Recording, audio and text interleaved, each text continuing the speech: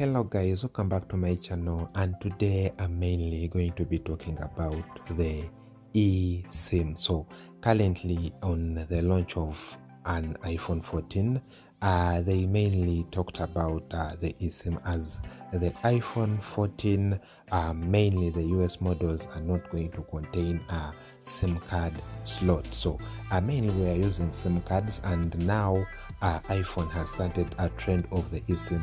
And eSIM was released back then in 2016, but it wasn't that permanent on phones. As you know, that's the way for phones from now, because they are going to be implementing eSIMs. As you know, iPhone does a thing first and the rest follow. For example, they removed the headphone jack, and also other companies followed suit, the Samsungs and many other companies. So I'm going to be mainly talking about the eSIM and mainly concentrating on areas which are not the USA, mainly Africa. Let me talk about my continent, Africa. So, and I'm going to be using Airtel as an example, and eSIM has different many good things and bad things. So let me first explain the eSIM. So the eSIM is is a chip which is made inside the phone. It won't be a physical SIM that you can pop out and place in another phone. That will be able to pop out and place in another phone straightforward. So an eSIM will be made it will be part of the phone. And if you see here, so I'm going to be using Airtel. As you see here, it says Airtel eSIM card for smartphones and smartwatches. So that's a bonus point, because it will be able to work on smartphones, smartwatches. Even it can be integrated in maybe smart TVs.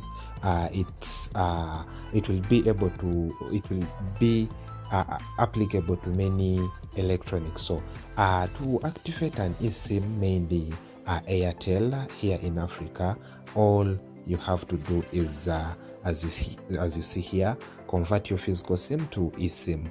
And the steps here say, for initiation of the process, SMS eSIM your registered email ID to 121, and after sending that, you will receive, if your email ID is valid, we will send an SMS from 12 confirming initiation of the process. And there you will have to reply back with 1 to make sure they confirm the initiation. And after that, after you receive and you confirm with 1, if your email ID is invalid, they will guide you through the process of getting the correct email ID. And still after that, post receiving confirmation sent by your confirmation center as 1, after they send you an email ID and you reply as 1, they will call you to confirm that it's you, and you need to switch your SIM card to an eSIM. After providing your consent, you will receive a final SMS from 121 regarding the QR code, which will be sent to your registered email. So they will send you an email, a QR code to your email, which you have to scan to activate the eSIM. As you see here, to scan the QR code or to activate the eSIM, all you have to do is go to your settings, select mobile data, and click on add data plan, scan QR code, and there you'll be able to scan the QR code, and the eSIM will take the process will take around 2 hours to activate. They also tell you that, and during that moment, your physical SIM will be working till the eSIM activates. After the eSIM activates, your physical SIM will stop working, and then you'll be able to use the eSIM for calls, SMSs, depending on the provider you have and the services they'll be able to give you. But the eSIM is going to be quite an interesting thing, and here in Africa it's quite limited.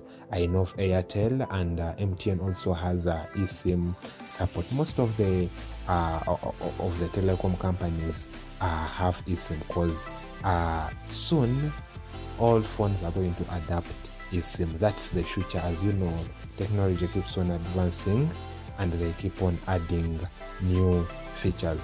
But here are the good things for the eSIM. Things I'm saying that are going to be beneficial for the eSIM.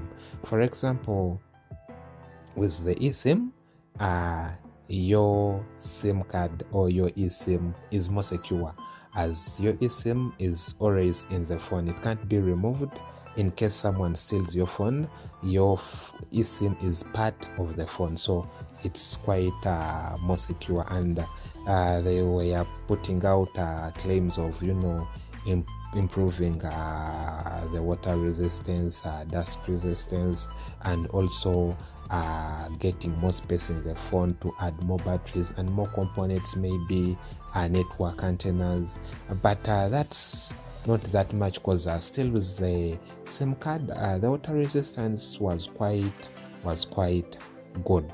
And also things I say that will be quite challenging. One, for people who normally switch phones, because with a physical SIM card you could just get your SIM card, place it in another phone, and, you know, straight away start making calls, connect to the internet. But in this instance, for example, you want to switch a phone there and then, you'll have to go through this process again, you know, reactivating, sending QR codes for you to scan. It will take as you know, with the SIM card, you just switch the SIM card to a new phone and you start. It will just even take seconds. But for the eSIM, it can even take an hour without you getting an activation. So you'll be stuck for almost an hour. In case maybe your phone gets a problem, maybe it's not charging, that means you can't pop out your SIM card, put it in another phone, and, you know, continue with your daily work as they work on your phone. That means if your phone shuts down, you also completely shut down. Even your line will shut down, and that's one of the downsides. Plus, this will be an inconvenience to people who travel. Maybe you're going to another country and you want to switch SIM cards there, and then you'll still have to go through this process of, you know, activating and reactivating the line. Plus, another thing I've seen, as you see here, they also tell you, as you see here, customers should not select the delete option from the eSIM settings. So this will be, and most people will fall victim of this, accidentally deleting your eSIM. So if this means you can delete your eSIM profile, and that you can do it on a physical SIM. With a physical SIM, you can delete your SIM profile, but with an eSIM, many people are going to be victims of this, as you know, accidentally deleting their eSIM profile. But anyway, we shall I know people are going to adapt with the eSIM, and it's going to become the new normal. But hopefully this is going to be a nice switch from the physical SIM card, and we are going to be seeing benefits that come with the eSIM. Anyway guys, thanks for watching, and see you next time.